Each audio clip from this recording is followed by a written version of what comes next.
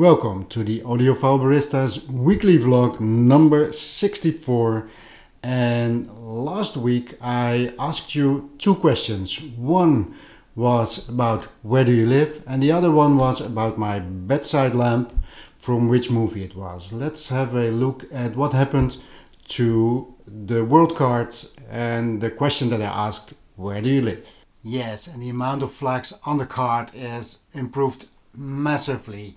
So I'm not going to zoom in on all of them, but there's Pretoria in South Africa, Sydney, Australia, there's Goa in India, Kodak, Tennessee, Budapest, Hungary, there's Berlin in Germany, there's Massachusetts, USA, there is Connecticut in the USA, Seattle, Washington, Edmonton, Alberta, in Canada, Moss in Norway, there's Manchester United, Manchester United Kingdom, of course, there's Singapore, Cork Island, and there is Manila in the Philippines, there is the Bay Area in the USA, Oklahoma City, Romania, PA in the USA, the Pune in India, Santo Domingo in the Dominican Republic, Istanbul, Belgium, and London. So thank you all for sending in where you live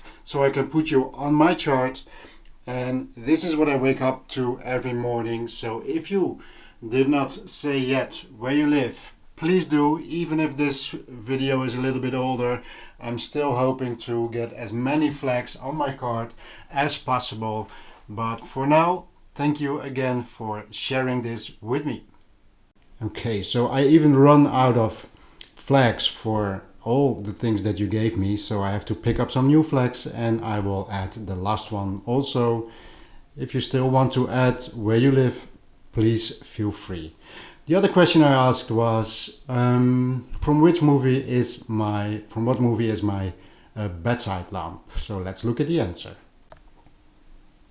Yes, so last week I asked you guys what movie is this lamp from, and I got three responses. One was Delicatessen, one was Amelie, and one was Animal Farm.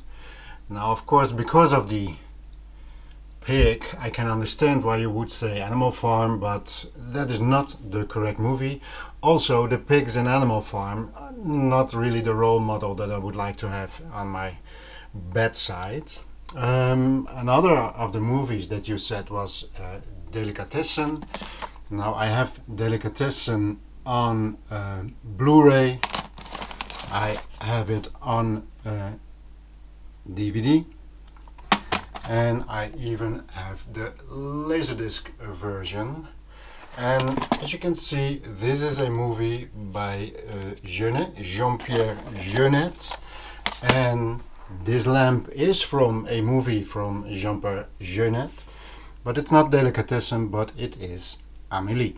So I don't know if you have seen this movie. Maybe many of you have not, and maybe this is because this is a French spoken movie, so if you're not French you need subtitles.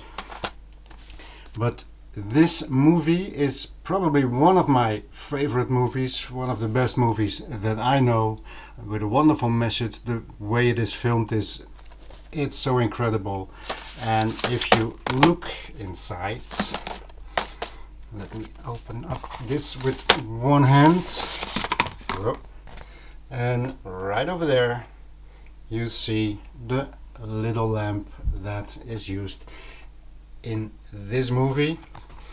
And Jean-Pierre Jeunet, the one who made this movie and the one who made Delicatessen, also made another film, Micmacs, which is also a strange movie, but the way this is filmed is a way that I completely enjoy. It's a little bit weird, the sets are incredible, and if you have never seen this one, make sure to watch it. He has also made this movie, The City of Lost Children. This is more dark movie that I don't like so very much, but well, it was cheap and it is from Jean-Pierre Jeunet. He also made a nice movie playing around the World War I period, also French, also beautifully filmed, and strangely enough, Alien Resurrection, I believe also Alien 4, is the one that has also been directed by Jean-Pierre Jeunet. So make sure to check him out and watch some of his movies. But for now, Amelie is the movie where this film is featured, and there is a little clip that I will be playing right now.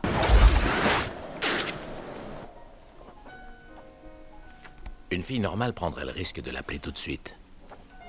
Elle lui donnerait rendez-vous à une terrasse pour lui rendre son album et en quelques minutes elle saurait si ça vaut le coup de continuer à rêver ou non. Ça s'appelle se confronter à la réalité. Mais ça justement, Amélie n'y tient pas du tout.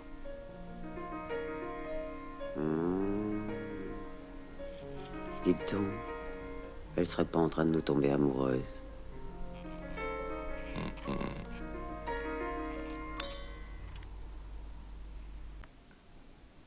And to finish off this vlog, I want to update you on the review set that I got. So here is the loudspeaker that I showed you last week. I placed them on a different stand because the other stands were too high, and you want your tweeter somewhere around ear level. Let me see if I can get this off with one hand. Yes. So of course they have this wonderful, interesting tweeter, this transparent woofer, and over here is the amp that I showed you last week. And last week I had the Marantz CD Blu-ray player, but now I have changed it with my trusty Arcam CD33, as you can see right over here, because this is a better CD player and I want to give this set the best chance. And FMJ stands for Full Metal Jacket because of the way that it is built. Now I have to say one thing. Oh, as you can see, a lot of CDs are being played because I want to get a good feel of what does this thing do with different kind of sources. And I'm going to review this as a set because it is from the same company, SoundArtist. I will review the amplifier and the loudspeakers as just one set. But this is a very cheap set and I am having a hard time to really define what is this thing all about. What I am finding out, and this is not to as a negative critic, but I am finding out what is the difference between audiophile level equipment and this kind of cheap equipment, because there's a few things that bother me. This is sounding very nice, but lately there has been a lot of cheap DA converters and glowing reviews on cheap amplifiers, cheap loudspeakers, and it almost feels like people are starting to think that you can get audiophile quality sound in your house for just a few bucks. I mean, the total price for these two loudspeakers and this amplifier is just over $450 according to the price on the website, and I don't even have stuff that is cheaper than $450. So my power regenerator, my DA converter, the Oppo, my record player, of course my Itos amplifiers. For example, the new price for my Oscillias is 20 times the price you pay for two loudspeakers and this amplifier. So I am finding out what a cheap amplifier, a cheap set like that can do. I can already tell you this is good and it is not audiophile quality, and you have to wait for the review to really understand what I mean by that. But I was thinking a lot about all these glowing reviews of very cheap DA converters and stuff like that. I saw a heated conversation on some forum about a $60 DA converter or an $80 DA converter. Now I understand if you only have 70 bucks, that is a thing that you need to consider. But going for real audiophile quality, this is not what that is. But make sure to subscribe to my channel, click on the notification bell so you know when this review is going to air and what I think of it. But this is the giveaway. It is good and it is not audiophile, so stay tuned for my review.